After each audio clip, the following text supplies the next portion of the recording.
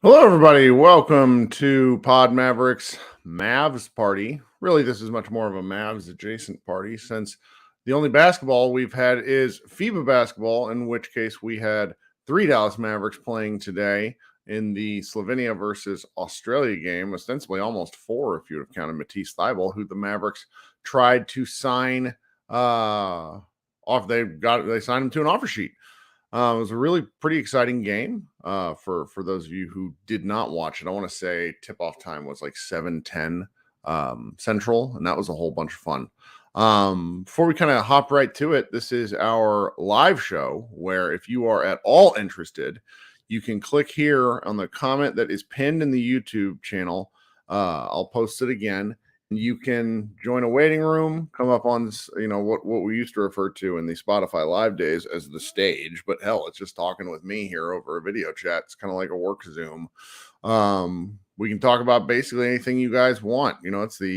It's the off season, though we do have some real basketball going. And last week we ended up going for almost 75 minutes. It was a really fun show. But then the week before that, nobody joined, which might be the case today, given the fact that it is a holiday weekend and I didn't know, or holiday weekend here in America, and I didn't know if I was going to do anything. But my work kind of slowed down. And I thought it would be a lot of fun just to kind of hop in here and see, talk about the game for anybody who watched.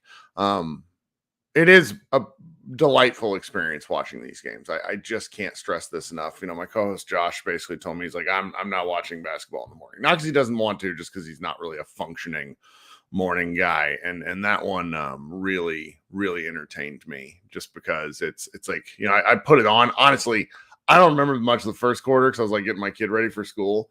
But second, third, and fourth quarter, it was fantastic. It was fantastic. We already got one guy in the waiting room. Andrew, going to bring him up just in a second. But for anybody that didn't watch the Slovenia-Australia game, Australia has 8 NBA players or folks who have played in the NBA. Like Dyson Daniels played 3 minutes or 2 minutes, and he's probably their second or third best player. It's very like Joe Ingles, Patty Mills, obviously Dante Exum, Josh Giddey, Matisse Thybulle. It's a pretty it's an experienced group. So the fact that Slovenia kind of came out and punched them in the mouth and never really looked back, I think is really impressive. The refs made it a game, but I do not necessarily think it was a poorly refereed game. I think, listening to the one kind of burly mic'd up ref, he was very frustrated with all of the talking from both teams and essentially let everyone have it kind of equally. Luka got himself into a little bit of trouble where in FIBA rules, and I really think the NBA ought to apply this too, he picked up he heard a whistle and picked up a technical foul because he sort of shot the ball full court. I don't really agree with the technical, but the problem in FIBA basketball, when you get a technical, it counts as a personal foul. That was his third personal because about a minute and a half before he had picked up a shadow foul call. Josh Green shot a brick of a 3 and then threw his hand out, kind of like jerked himself back, where in live action, it looked like Luka hit him and Luka just soared past him. Really, really great sell job by Josh Green. The Slovenians had a chance to review that play, but considering it was in the second quarter, they just didn't do so, which is, probably the correct tactical decision. But then right after that, Luka picks up his third foul with, I want to say 8 minutes left in the second quarter. So at that point, it was like, oh no, is this going to be a game? But, one interesting thing that Luka got reinserted, which was pretty fantastic. And he played a whole bunch this game. Luka ended up, despite foul trouble, he played 28 minutes, which is pretty impressive considering how long he was in foul trouble. And then Slovenia just countered again. The coolest play, the play that's going to be very, very, very Mav centric. Well, there's probably two, maybe three. I guess the Dante Exum block on one end and then dunk on the other was incredible. I think we're going to be really into Exum. I think he's going to be a fan favorite in a real way next season. And then the Luka Doncic block of Josh Green. And for anybody that has not seen a picture of it, I posted it here a little bit ago. Let me go find it here and we can talk about it. I just want to show the people in the video cast, and then I'll get to the people who are waiting. I appreciate you guys hanging out with me already. For those of you in the video stream, you can see this, and it's really, really funny. Luka, it doesn't really do a great job of explaining. Like if you see him here on the video screen, he is blocking a Josh Green kind of. It's a layup attempt, kind of a short floater. I honestly don't know what Green was doing. But here's the thing about where Luka's coming from. Luka came from the weak side baseline, like he's, an actual honest to God rim protector, and threw Josh Green's stuff way back. It was an incredible defensive play because I think he had 4 fouls at the moment. And this play essentially ignited a run, which put the game out of reach for Australia. And for it to be a defensive play is something I think Mavs fans and obviously, the Slovenian fans really excited about. Luka Doncic has played much more committed defense this time, and it was great. It was great. I've enjoyed watching him play defense. Okay, enough yammering from me. Coming up first is Andrew. Andrew, welcome to the show. Good looking hat you got on there. How you doing? I'm doing great, man. How are you? I am okay, and I apparently forgot to plug in my headphones. So finding that out in live airtime, I'm just the best podcaster. So what's going on today? Man, I woke up, I watched the game. I was super excited about it. I just love watching Luka with shooters. If it's just incredible. Like you were just talking about, his defense has just been a marvel compared to what we saw last year. And so like the steal numbers have been really good so far. I've been really impressed with that. And, just overall defensive effort. It's beautiful to see. And it makes me even more hyped for Mavs season. So the effort element, I actually sent this to a couple of friends this morning because I'm like, am I just really tired or is Luka playing well? And Iztok Franco responded to me that like the effort is there. And I think that's all most of us really want is the effort. And for me, at least on defense, I've seen a lot less Luka chirping. I mean, the whole Slovenian team talks the whole time. So it's pretty funny to just see all of them yelling at the refs. But the effort, that's all you can really ask for. The Slovenian team is undersized, and so they have to have the effort. It has to start with all their best players. And they did.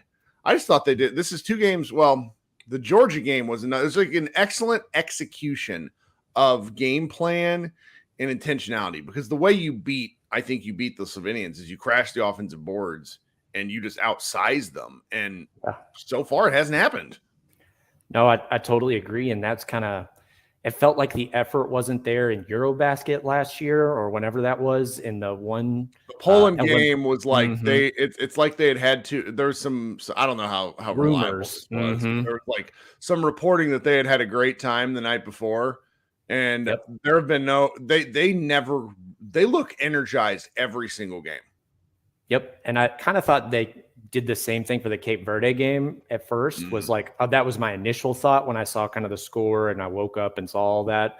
But it seems like they got that out of our system. So super excited for them moving forward. And I mean, the draw after the Canada loss is going to be fun, man. Did you watch that one? I have a little bit of a stake in the Brazil team, and because I just enjoy watching them. And I know one of their players. That was a shocking loss. They got like Dylan Brooks letting a little 5'10" guy get to the rim on repeat. I personally enjoyed it, but it was really surprising to see Canada kind of falter like that. Absolutely. And I mean, Shea has been the second best player in this tournament behind Luka. And so it's crazy to see them not do, or like just not beat a team they should beat, since they have all that NBA talent. That's right. Dylan Brooks, and I mean, even Barrett, and like Powell's plus minus is crazy good for them somehow. Like Powell playing great minutes. They should have won that game. Yep.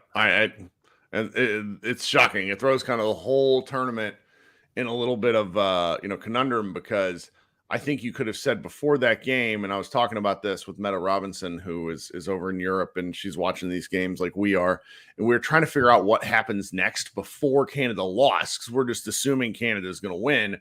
Does Slovenia really like go out against Germany? Like, what do they do? And now I think it throws. I honestly have not looked at the seeding closely enough. I worked until about 45 minutes ago. But you have to think they just try to go out and beat Germany as well to get the best possible like seeding for the next element of the tournament, right? Yeah, not only that, it's just like Luka loves to beat up on Dennis Schroeder. Like, I mean, I can't imagine him not going full force against them unless it's like a injury safety play. And I mean, those guys, the way he's playing, they want to win. Like, I don't see him. I hadn't considered Schroeder. That's a great point. And everybody hates Schroeder. It's shocking. Even Maxey doesn't get along with him. Like, I don't know what the deal is with that drama, but everybody, right, like you said, hates Schroeder. But to jump kind of back over to Australia, like, sure, the green defense on ball, love it. Even though he was getting switched off on the screen every time. I still thought he looked really good. He sat in the corner a bit too much on offense, which I wish they had used him as more actively in the offense, not just sitting in the corner to shoot threes and stuff like that. I thought Exum forced it a bit too much today. Like, he was going a little too fast. I am a little concerned about the jumper, which I know is his big concern why he fell out of the league the first time. But it's for him. I think it's catch and shoot for the Mavs. I'm not really worried about him doing anything off the dribble, because Luka and Kyrie are going to have the ball so much. So it's like, can you catch and shoot? I do think the green of it all is really worth discussing, because I think they were matching he and Luka's minutes. Yeah, it was really bizarre, I thought, especially with Luka in foul trouble and just keeping. That did Josh a huge disservice, because he scored 8 points in the first half, and most of them I think were on free throws. And he's such a, for a younger guy, I don't even think is he 21? He's so young though, that I think there's an element of rhythm really mattering to his confidence. And if you're going to try to match minutes with what Luka's doing, unless he was in foul trouble, and I don't really think he was. Let me go look here. No, I don't believe he was. Josh Green's 22, by the way. Yeah, so he's young, but he's still young enough in terms of games played to where I'm not. Yeah, he had 2 personal fouls the whole game. He played 24 minutes. I mean, it's not like I'm asking him to play 35, but I think you could have played him a flat 30, get some more offense out of him. I mean, absolutely. He's such a. He's just that not like I think about the show 30 Rock an awful lot. He's like the third Heat for a lot of lineups, where he makes things weird in a way that's hard to describe unless you're watching. And he does enough good stuff where it's like, I really would have liked to seen him play a little more. And I really think Australia would have too, because I'm looking at some of the minutes decisions, and I'm just like, why is Dyson Daniels playing 2 minutes? Dyson Daniels would have caused chaos against Slovenia. Yep. I mean, they could have gone like super small with, Dyson, Green, Patty, and, some of their other guards, and like one big. I love that I have the opportunity to hate Patty Mills on so many different teams. It's so great.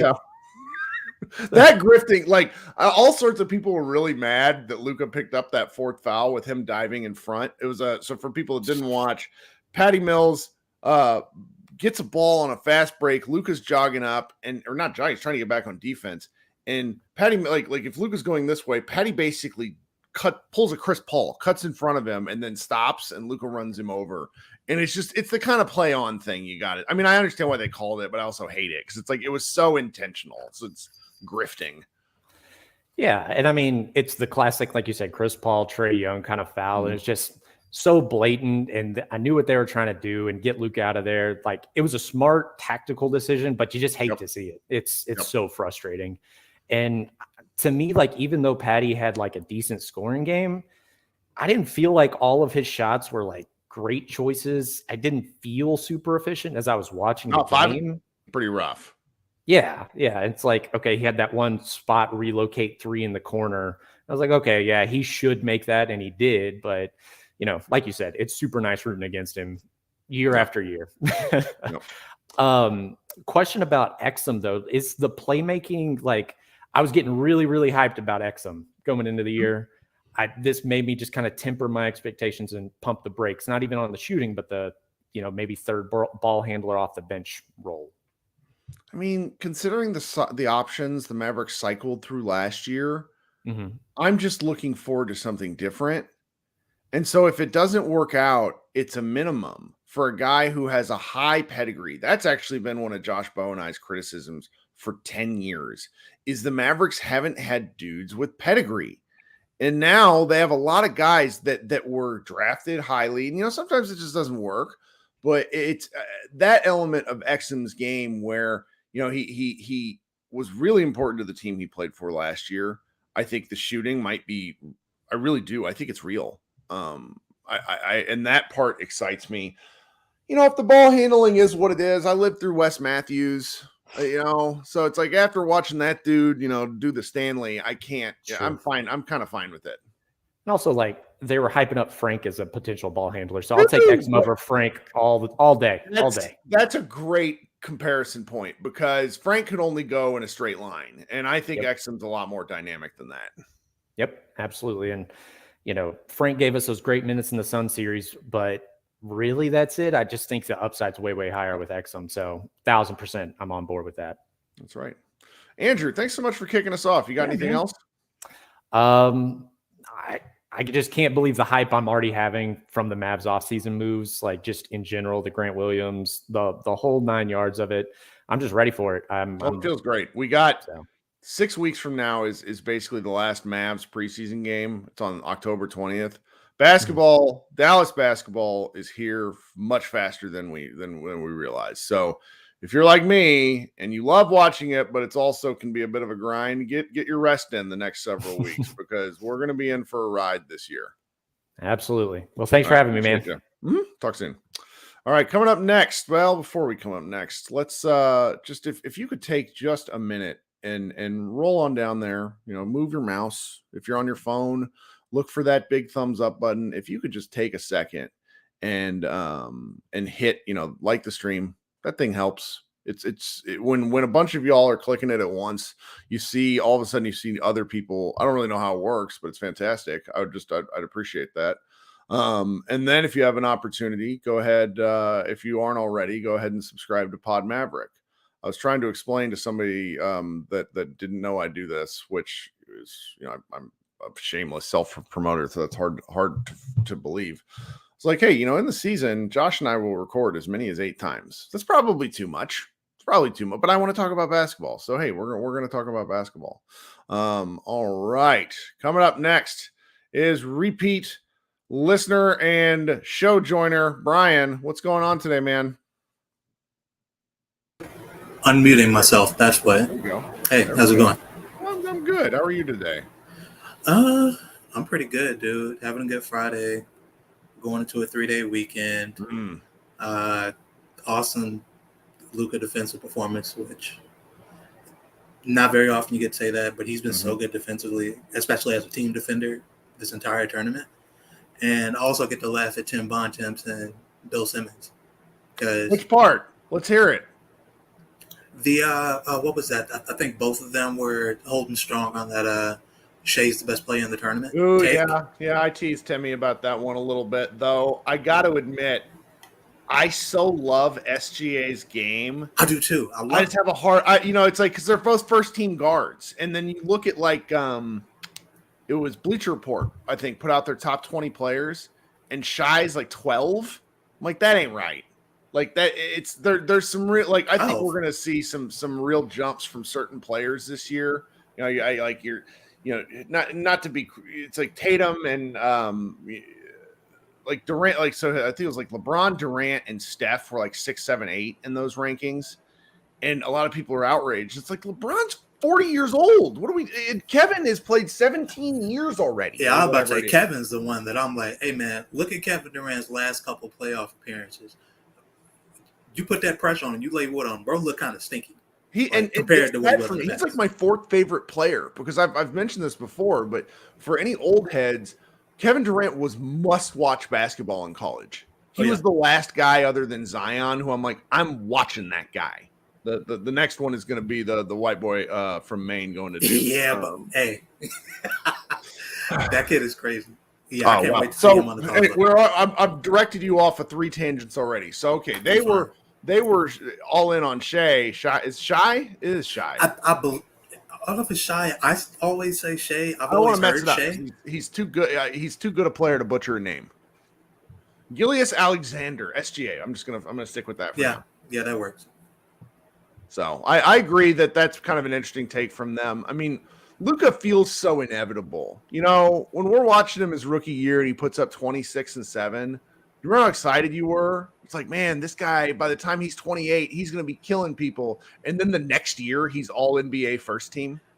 Yeah, and I was like, man, I haven't seen anybody come into the league like fat and just do this. And because that's the funny thing that some people don't remember about his rookie year.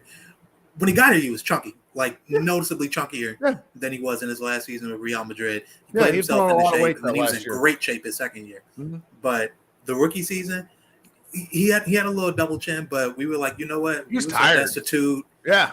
And yeah, that's the other thing. He'd taken some time off because he played so much basketball just before the season started. That's why he didn't even play Summer League.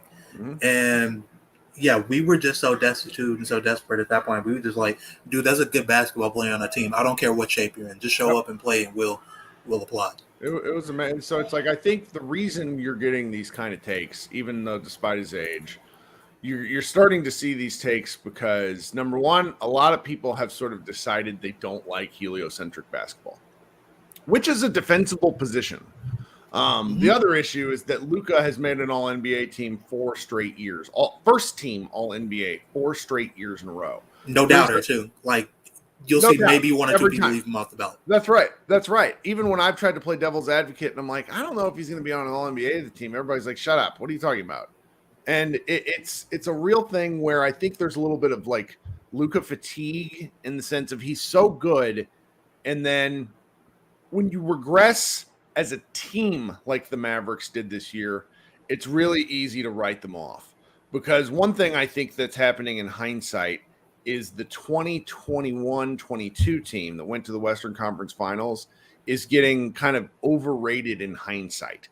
They were good, but they also caught fire. Like there's an element of that where they found a thing that works at the right time. And that's important. But it's not like they were an 82-game juggernaut. Like that's just not how the team functioned. They traded KP midway through, and everything worked out. And so I think there's like the narrative around Luka is a little boring for people at this point. So when you go to the World Cup and he's far and away the best player, and I still think that even compared to Shai, and there is like an ad campaign around him in FIBA. If you're a national pundit that has to do this stuff all the time, you're kind of looking for the new thing. And SGA is probably that new thing. Yeah, shiny new toy syndrome. It's fine. I get it. It's just I do too. People don't want to admit that that's what it is, and it's fine. Again, I love Shai. I've been a huge fan of it since Kentucky. Yep. I always thought that it was kind of foolish of the Clippers to trade him away, even for Paul George, who I also think is a great player. Yep.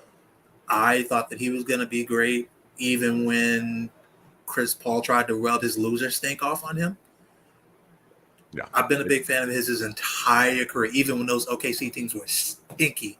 I was like, that dude is good. I don't care they had to keep what you surround him with. They had to keep resting him with fake injuries because he would hurt their chances. Don't let us hear you say that. I don't really. I want to see the best basketball possible. I also want Slovenia to get as far as they can. So it's like, on the one hand, I want to see Canada play Slovenia soon, or, at all. On the other hand, I don't want Slovenia to have to play Canada because, this is one of the things that we haven't talked about because we're Luka Doncic fans, and I think we enjoy Slovenia, but you and I in particular, we talk about this stuff. there's like 4 teams in this tournament I really enjoy watching. So I'm not exactly like a Slovenia Superman. One of the things that's been kind of undercovered here on our side of things is Team Slovenia is down 2 important players. There's Kankar and then another guy. Yeah, Vlaco. Yeah, that sucks, man. And like that, so you're watching them do this against these great big teams. I mean, when they played Georgia, my wife was like, "Oh no, look at those guys," because like Goga is just a monster, and they just don't have any size. Like Toby and Luka are the big guys, and so for them to go up against Canada and some of Canada's size does not, even if I'm not talking about Dwight Powell, I'm kind of more talking about like the guard size and some of the other optionality that they have. Yeah, like that point of attack and then wing defenders. That's tough. That's real tough. Like I might make fun of Dylan Brooks, but he's a pretty damn good defender at the end of the day. Look, but here's the thing though. How tough is it? Because they just let Simone Fontecchio light them up for like 30 and 7. That was wild. And then Dylan Brooks played the worst defense I've ever seen him play on back-to-back possessions to close the game. He had the look on his face like after LeBron spoke to him against the Lakers, where he was. Bro, like, he was. Oh no. He could hear LeBron yelling in the back of his mind, man. You could see it. That brother was bamboozled. Mm-hmm. He couldn't believe it. And by the way, just to go back to something real quick, man, shout out to Mike Toby. He put his big boy pants on today. Mm-hmm. He was dominating Australia for some of those stretches. Like, I know that they like to play small and fast because that plays to their advantage in the athleticism that they have. Mm-hmm. Or it would if their coach wasn't, running around and tricking y'all and leaving Josh on the bench and leaving Dyson Davis on the bench and letting Joe Ingles go out there and do some shit that. And I like Ingles. Did at the Ingles was bad today. Ingles was actively bad today. Horrible. And Patty Mills, I love Patty Mills, but Patty was leaning way too much into the old man tricks, bro. He could have sat his ass down too for all that stuff he was out there doing. Dante, Patty, and Joe Ingles combined to go 9 of what is it here? 9 of 29. Yeah, bro, come on. Like what are we doing? Can't do that. That didn't make no sense. The one game where Thibault is hitting his threes too. That's funny. They took him out after that last made 3, but I think it was Istok who pointed this out during the game. Whenever Thibault was in, Luke was just like, I'm going to the paint and I'm going to stand here. And so, not to make this about the Mavs, but it is a Mavs podcast. When I saw that, and I've been really arrogant about this, I'm sitting here going, that's why you don't sign Thibault. Why would you sign a guy if that's what happens to him? Yeah, if I can watch you make 2 threes or like make a big 3 in a pivotal moment, and everybody's like, all right, that's fine, do it again. Mm-hmm. Right to your face. He also, shout out to him, the 14 minutes played. Guess how many rebounds? Thibault? 0. Oh, you know it, because that dude is 6'5" and skinny and not looking to box anybody else. No. Like every time, I still remember looking, and I just didn't know this, because it's like he was an all defensive player guy, but he averages 2 boards a game. That's hard to do. Look, bro, if I speak, big trouble. Big okay. trouble. Them all defensive teams would fake as hell. I mean, let's remember Sean Marion never made an all defensive team. Sometimes I don't know what to do with these sorts of things. Come on, man. Kobe making them after 3 years after he had stopped playing defense and shit. Like, respect to Kobe, but come on. Like, I nearly made a very inappropriate joke, but I'm not going to. So, Kirk, what else are you thinking from this game? Man, who was the other dude? It was Nikolic, I think, the one who was hitting all the threes. Somebody tweeted something on my timeline, and like, guys, I am not going to be disrespectful to the Slovenian guys, but they have a guy who does something every game who I'm like, who the hell is that? I think it's Prepelic. I mean, because there's two of them. Like the elbow band or like the arm band and the. They shot the hell out of the ball. They only shot 13 of 42 from 3, but the fact that they still managed to connect on a ton of 2s, they were 47% from the floor with some of the shots they were taking. I'm really impressed with the coach too, because who's the other big man besides Mike Toby? I know exactly what you're talking about. I forgot the dude's name. Is it Dimmick? Something with a D. IMEC. Ziga Dimmick. Is that him? No. Yes. It is. He only played 10 minutes. That coach destroyed him every time he made a mistake. It was like that's who it is, Andrew. Thank you. It was every time you go to the sideline, even the announcers were talking about it. It felt bad for the guy. Like reminded me of whenever I used to play basketball. I'm just I'm really curious to see how far these guys get, because if they get knocked out in the next round, it's still like a triumph, because again, country with 2 million people, 2 million. Yeah, that's the thing, man. It's an underdog story and it's pretty cool. And they're an underdog story every time, and that's I had a friend who's there, he was just who's there, and he's just like, and he doesn't really like Slovenia in terms of how they play basketball. Yeah. And I'm just like, man, but look at what they do with what they have. This is, it's not Luka and the Lukettes. That's what they get called by Americans like us. But it's like, I've watched four games now, I think, where I've seen really incredible team efforts, like hustle plays, all sorts of stuff. It's not, it's not like the Mavericks. We keep on making these comparisons. Oh, it's like the Mavericks last year. It's like, I'm sorry, dude. If the Mavericks got after like the defensive like boards the way that these dudes did at like the size disadvantage that they have, like that's right, guards and their wings gang rebounding and swatting the hell out of the ball, trying to get it into somebody's hands so they can start a fast break. If we did that, we wouldn't have worried about being. That's right. Playing. We would have been in the 2021. The 2021-22 Mavericks were like this, and that's why they made the Western Conference Finals. Last year's Mavericks did not. I don't want to say they didn't have any heart, because that's not fair, but they didn't have any juice, and they just couldn't get it done. Yeah, the dudes who had the heart, they didn't have the juice in their legs to really make it happen. Dorian, his legs was kind of cooked all year from everything that we put on him the year before. Same with Reggie, and yeah, it's cool to watch these dudes play, because they play with a lot of passion. They play with like energy that is actually focused and has intent, and doesn't just seem like they're spastic out there just trying to make anything happen. Like if you'll watch, I lost the team that I was going to talk about. Okay, so I just won't be slanderous right now. But no, I've enjoyed watching them play. I thought that I think Nikolic is the name of the guy I was thinking of. He carried them in the stretches that Luka was out, just with his shot making. You said they only made like 13 threes. I guarantee he made at least 4 of them, like from the corners and from the wings. And yeah, he was really good this game. Mike Tobey was really good in this game. And they were doing whatever the hell they could to just keep Australia off the offensive glass, because they knew that, like, with the speed that they had, if they got like a bunch of second and third chances, they were just going to run them out of it. And I thought that was going to happen. There were a couple of plays where they kept getting repeated possessions, and they just couldn't put it down. They kept creeping, credit to Australia for like continually fighting back, which was something, because they were down double digits like in the first quarter. So you get down like that, it's real. You obviously don't tuck tail, but sometimes it's hard to bounce back. And they bounced back probably 4 different times. Where I was like, okay, here's when the Australians are going to come. Oh, look, they're making shots. They're getting right there, and it's a 6. That was the other part about the Slovenian coaching staff, is I thought really excellent use of timeouts to kind of settle down type stuff. To stop the bleeding of some of these runs. Yeah, and they made one where like they tied it up, and I was like, yeah, this is where it's going to happen. Slovenia about to give up the ghost. And then I looked, and Luka was on the bench with foul trouble, and Josh was on the bench, even though he was leading Australia in scoring and was also their best defender. Yep. And it's going to keep coming back to that for me. The Australian coach was running around and tricking, and he kind of tricked off this game. That happened, yeah. Because they had it, I feel like. That's great. Well, Brian, what else are you thinking? Anything? Man, I can't wait till we just get to blast the lips off of Dennis Schroeder's face. I say we. I'm talking about Slovenia. That's fine. I can't wait until they play. We can all be. I hope that the Slovenians will accept us against the Germans. Yeah, I hate it because I love Franz, and Dennis actually had a really good year in the NBA too last year.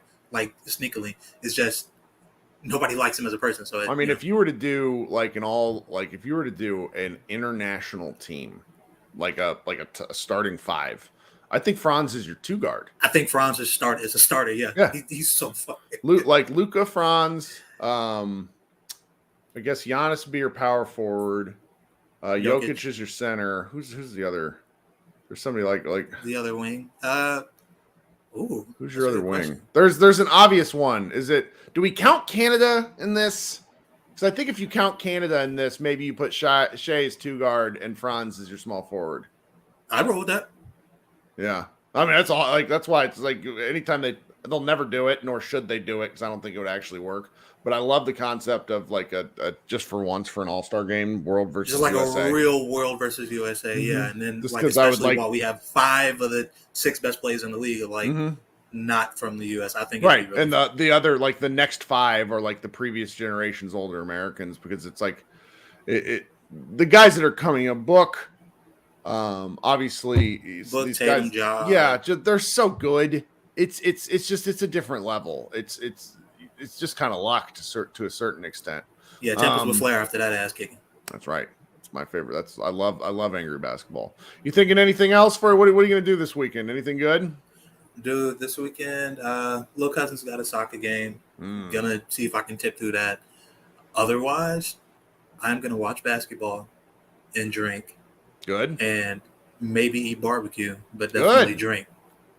That's good. Yeah, you guys all know I play video games, and I think I've been ignoring Starfield when it was coming out, because I was like, I still want to keep my job here at Mavs Moneyball, because I think if I start, it's like if I was to play one of these really, and you'll just lose me for like 4 months at a time. And this stuff always comes out right at the start of basketball season. It's like, come on. Most inconvenient times. Can we do it in April when the Mavericks are shit and I hate covering them, so that way I could go do something else? Oh well. Man, thanks so much for hanging out. We'll talk soon, all right? Of course, dude. Thanks for having me. All right. Hey, we got another one of my my guys. My guy Christian just joined the show down there. Hey, man, what's up? Yo, Kirk, what's going on, man? How you feeling? Thank you for joining. Just watching, watching a little hoop earlier this morning. Overreacting to basketball, having a great time. Sounds about right. Got a question for you. Are you a little bit surprised that Australia got put out? Or not put out, but they lost to Slovenia?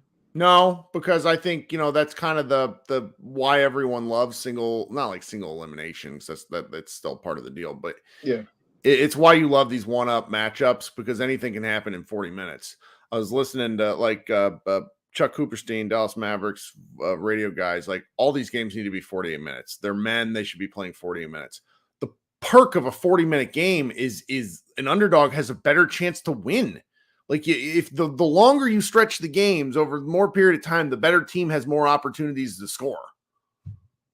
So I don't know. I'm loving it though. I would say that I'm not surprised. I am surprised that I really felt like Slovenia dominated, with the exception of refs kind of, and really Slovenia made mistakes, but it's like Australia didn't do anything to put out Slovenia. Like they did nothing to stop Luka, and they did nothing really to control the game. That surprised me. That part too. Like I wasn't expecting it to be as competitive as it was at first. Just simply, Slovenia's undefeated. Like they're 4-0 now, right? But who do you think is worse, like FIBA refs or NBA refs? Because I think it's real close for me. I mean, there's an interpretation of the rules thing that goes on.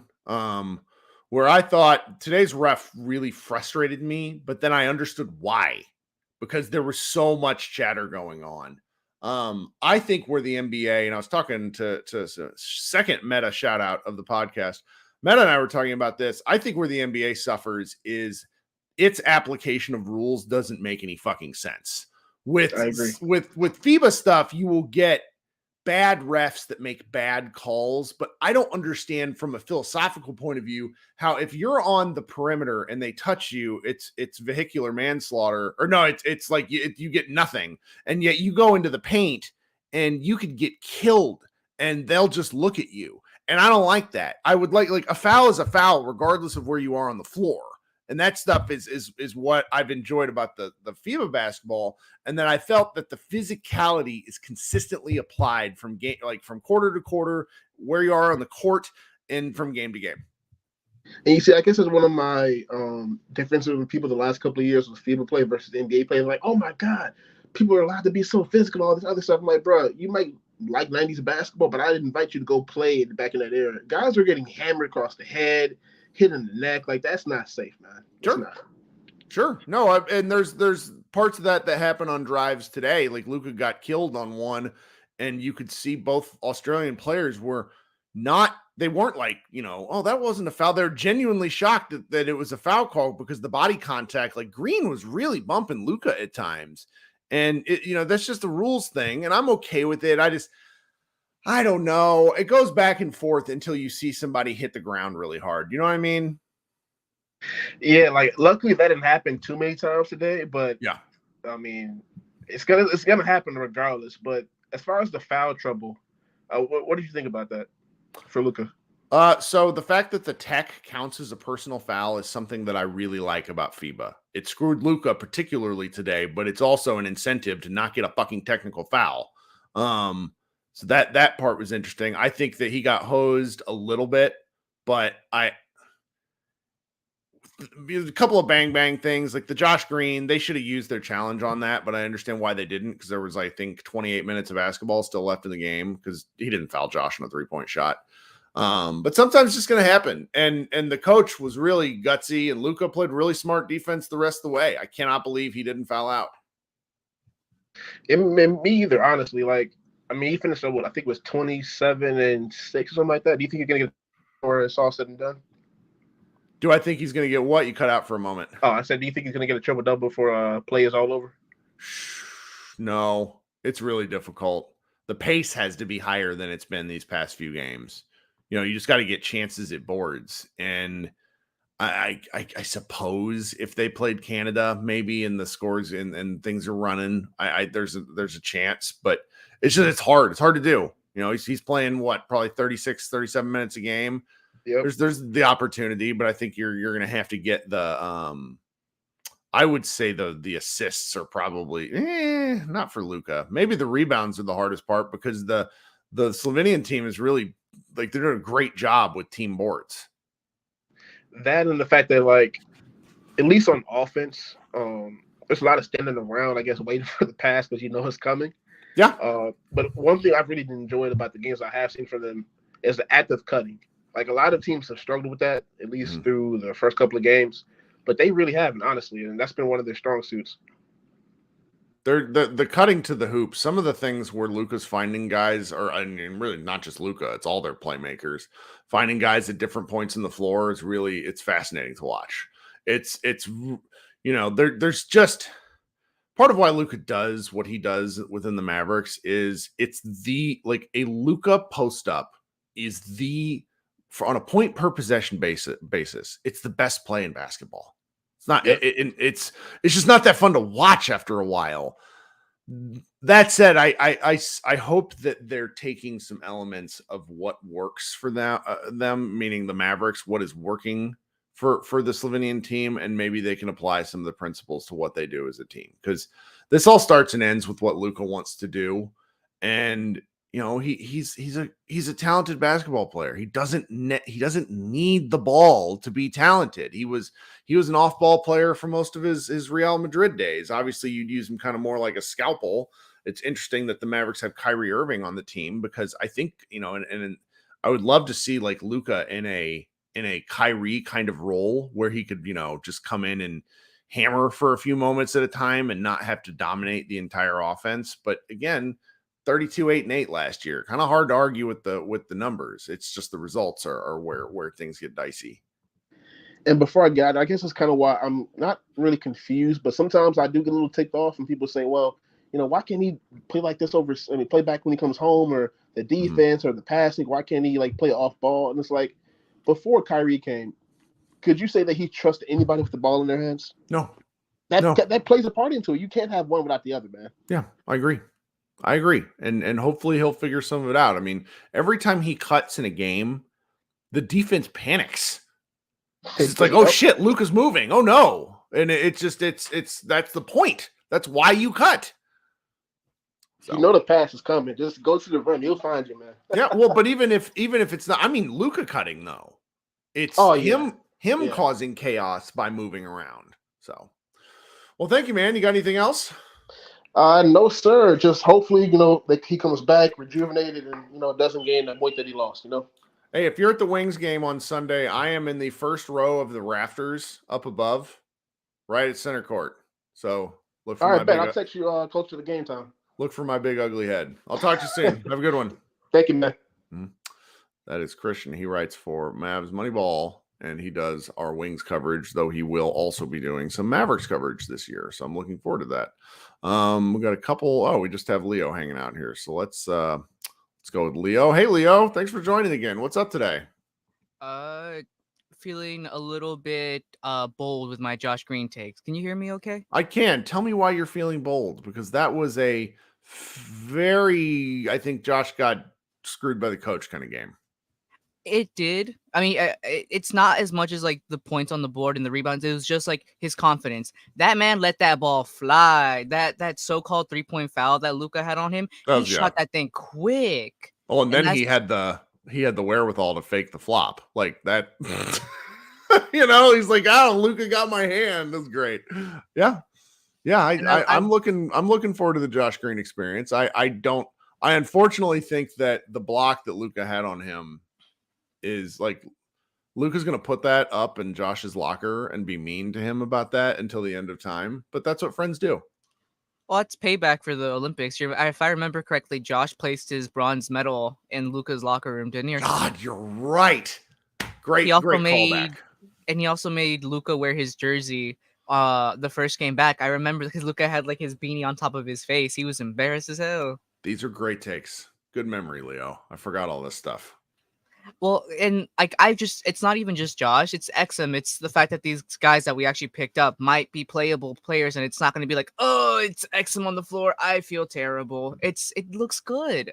The dude looks like a competent player, and again, bold with my Josh Green takes, but that defense looked good. Like again, they were always double teaming, but he held his feet. He wasn't fouling, and he was drawing fouls. He was forcing Luka to foul him during the defense. Like the first 2 fouls that Luka picked up in the game were in the first quarter against Josh. Yep. I think these are fair takeaways. I think if you were getting excited about either or both Australian Mavericks basketball players, you have plenty of reason to. And I'm going to crucify the Mavericks. How the hell were you going to start Thibault over Josh? See, that's where I don't understand. I really don't understand that whole process. I no other way. I'm glad he didn't sign, because I think we would have hated him almost immediately. And speaking of hated him almost immediately, what the hell is Mark Cuban doing? I'm going to say that I didn't really have much of a problem with anything he said on that podcast. It's not anything he hasn't said before. And we're talking about it was the Patrick Beverly podcast, right? Yes. Yeah. He frustrates people. I think where I am, I'm further along on the Mark Cuban frustrates me timeline than every other Mavs fan, because he's a good owner who has good intentions, who cannot help himself. And then there are times where it's just like, because he really did. He talked about that stuff like he is running the team. That was the thing, I think, which grates a lot of people. It talks about him doing stuff, and it's off-putting for people, because we all kind of think the general manager's running the team and Mark's just owning it. But here's what it is. He's gonna overshoot sometimes, but I one thing I do agree with him on. He talked about how everybody called him crazy for buying the Mavericks in 2000. He is right about that. That was in the papers. That was everywhere. Like, I remember my folks talking about this. It was a crazy concept. So, he gets to have the occasional victory lap. They'll never admit to their mistakes, because that's not how they operate. But what are you going to do? All right. Thank you, Mr. Kirk. I'll be getting man. But I do have one last question for you. Yeah, of course. Did you ever finish Breath of the Wild with your kid? No, we're still playing. We're we're going counterclockwise on the map, and we started off playing against the Zora, and then we went directly to the volcano. But I'm trying to explain to him as we're playing this game. Number one, it's like you want to go off the beaten path, and number two, a lot of the puzzle based stuff, it takes him some time. Like, I don't solve everything for him, so we might play 90 minutes a week. So like at this rate, we will finish in like a year or two, and that's okay. It's a great game. I would say if you want to make it a bit easier on him, skip the Goron and go to the Wind place. So we did the Goron. We beat that guy. Oh, you actually finished like the volcano? This is just really nerdy shit. I beat Fireblight Ganon on my first try, and he thinks I'm like the best video game player alive. So I'll Okay, take I that. hate you. I couldn't do that. I was like 18 and I couldn't do that. I don't know kept on how. I messing just up. got him. I just and then I tried again because I'm doing a parallel playthrough just for me because I'm like seeing more stuff, and I couldn't do it. So I just must have been on my bullshit that day. Oh, I just kept on using the exploding arrows, and every time I pull it, I'm like, why does it keep exploding on me? That's oh, right. It's hide the volcano. Oh, it's fire. Stupid. I hate that. Like actual logic. What are you gonna do? All right, man. Talk soon. Thank you, Mr. Kirk. All right. Coming up last is a friend of the program, Rolo. Do not crash your car, Rolo. What's going on, buddy? I'm parked, man, so I'm good. How's it going? It's good. What are you thinking today? Were you able to catch any of the game? I know you were following along on the Twitters with some folks. Yeah, man. So just a couple of things real quick. Who were you rooting for? Which team were you rooting for? Slovenia? I was kind of rooting for both. So yeah. I was hoping Josh and Exum would have good games. Which I think for the most part, they did have decent games. And then, of course, obviously, Luka and Slovenia. I think we've all become honorary Slovenians, right? Whenever we're following along. So I think the biggest thing for them is the disappointment from, the last, the Olympics, So I think that they're just kind of carrying a chip on their shoulder this year in FIBA, and that's right. So, but yeah, man, I mean, it's been fun to watch some of these World Cup games. Last thing I'll bring up is Mr. McGee, the waving and stretching of McGee. How are you feeling, brother? Pretty good. I got out most of my takes on it last week.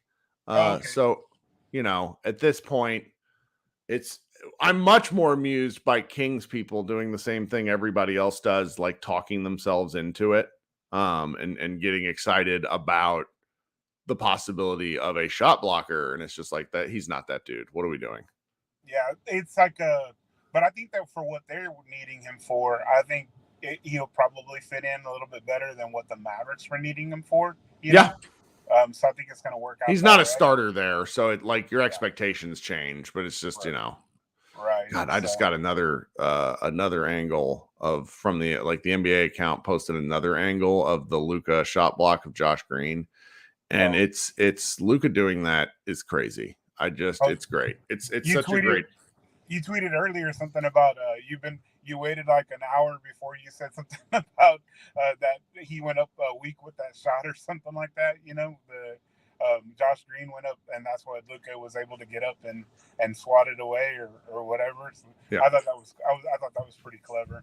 Oh. So, but yeah, man, I just wanted to jump on here real quick and say hey, and yeah, man, I'm just following along with FIBA.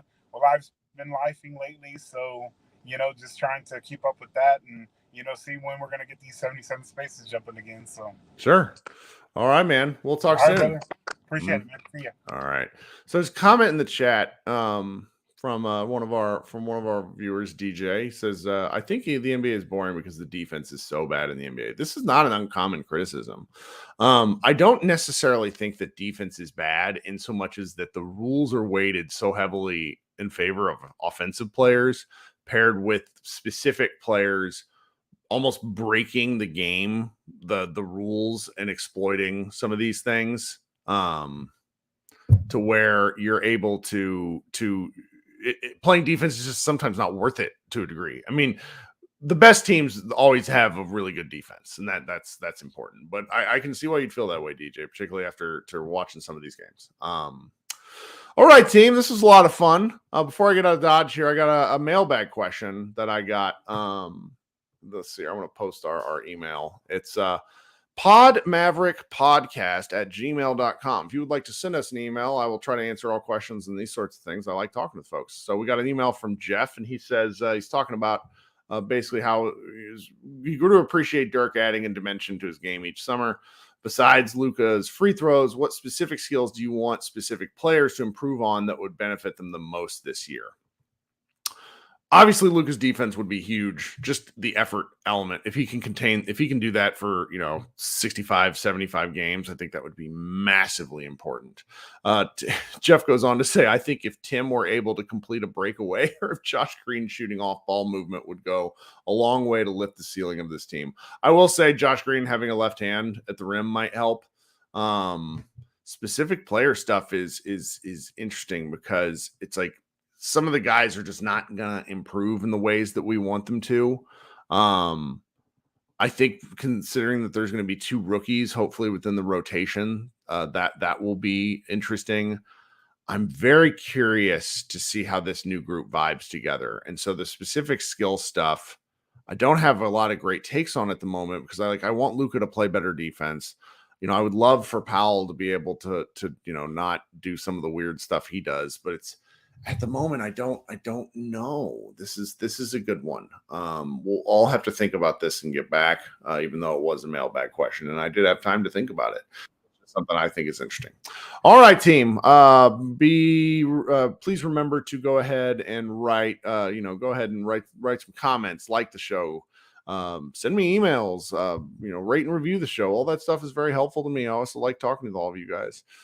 Josh and I will probably be back on Tuesday night like we've been doing, but we're inching closer and closer to the regular season. And I think we'll probably at Mavs Moneyball start kicking off our kind of preseason coverage in the middle of the month, but I also may wait to see how far Slovenia gets and just wait until the World Cup is done.